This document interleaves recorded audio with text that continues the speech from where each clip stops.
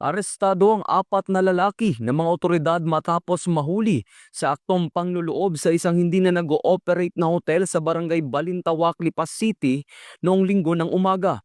Ayon sa report ng Lipas City Police Station, napansin ng security guard ng establishmento na may bintanang tinakpan ng plywood habang siya ay nagsasagawa ng rubing patrol. Kalaunan ay namataan niya ang ilang lalaki na may dalang backpack sa loob ng hotel, dahilan upang agad siyang humingi ng tulong sa mga barangay tanod at pulis. Naaresto ang mga sospek na pawang residente ng San Pedro City, Laguna. Na-recover mula sa kanila ang mga ninakaw na kable ng kuryente mula sa hotel na pagmamay-ari ng isang bangko. Nasamsam din ang isang baril at mga bala, pati ng ilang plastic sachet na naglalaman ng hininalang shabu.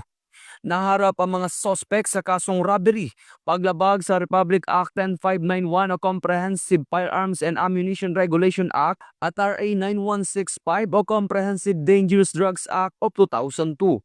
Ito ang bagong PNP para sa bagong Pilipinas, serbisyong mabilis, tapat at nararamdaman.